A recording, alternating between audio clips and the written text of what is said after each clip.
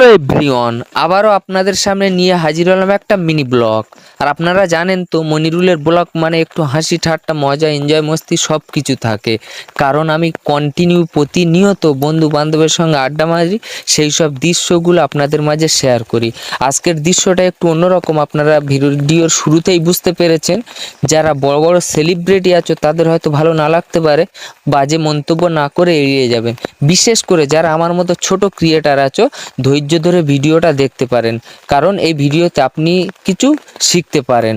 আমি একজন ছোট ক্রিয়েটার, আপনিও ছোট, তাই মাঠের অনুষ্ঠানে শেষ বিদায় বেলা সবাই মিলে একত্রে হয়েছি। খেলাধুলার শেষে একটু এনজয় মস্তি পিকনিকের ব্যবস্থা করা হয়েছে।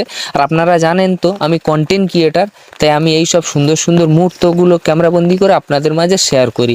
আর যেই বলা সেই কাজ, মোবাইলটা বের করে একটা স্ট্যান্ড হিসেবে এক জায়গায় বসিয়ে দিয়ে আমি বা আমার প্রত্যেক বন্ধু বান্ধব পাড়া প্রতিবেশী সবাই মিলে যে যার কাজ কামে ব্যস্ত। এদিকে খেলাধুলা চলছে, ওদিকে রান্না বান্নাও চলছে, কারণ শেষ বিদায়বেলা। আর বিদায় রজনী মানে বুঝতে পারছেন, একটা আলাদা কিছু থাকবে, আলাদা মুহূর্ত থাকবে স্মৃতি হিসেবে। আবার সামনে বছর, একটা বছর অপেক্ষা করতে হবে এই সব দিনগুলো দেখার জন্য। ওই দেখতে পাচ্ছ কাজ কাম চলছে, রান্না বান্না, সবাই একত্রে থাকা খাওয়া, এর মজাটাই কিন্তু আলাদা। এটা একমাত্র গ্রামেই হয়। শহরঘাটে কি হয়, আপনার বাড়িতে অনুষ্ঠান, আপনার আত্মীয় স্বজন বন্ধু বান্ধব নেমন্ত্রণে যে কজন আসবে, ঘন্টা 2 ঘন্টা 3, একদিন দুদিনের প্রোগ্রাম শেষ। আর গ্রাম মানে সবাই একত্রে মিলে একদিন দুদিন এক সপ্তাহ প্রোগ্রাম চলে, একসঙ্গে খাওয়া দাওয়া সব কিছু হয়।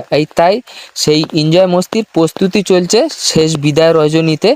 আর সত্যি কথা বলতে আমি ছোট ক্রিয়েটার, আমার সামনে যে সিন আসে, যে দৃশ্য খুব ভালো লাগে, আমি ক্যামেরাবন্দি করে আপনাদের মাঝে শেয়ার করি।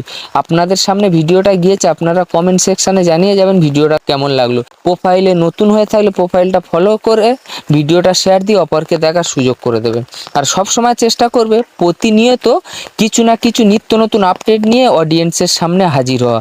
কারণ আপনার ভিডিওতে যদি কিছু দেখার বা শেখার না থাকে, তাহলে অডিয়েন্স প্লে করে দেখবে না। কারণ 3 সেকেন্ড 4 সেকেন্ড এমন কিছু গুরুত্বপূর্ণ আকর্ষণীয় কথা বা জিনিস রাখতে হবে যাতে অডিয়েন্স ভিডিওটা দেখতে বাধ্য হয়। যেমন ধরুন আপনার ভিডিওতে হুক ব্যবহার করার কথা বলা হয়েছে, আপনি এমন একটা ক্যাপশন লিখবেন, সেই ক্যাপশন পড়ে অডিয়েন্স ভিডিওটা দেখতে থাকবে।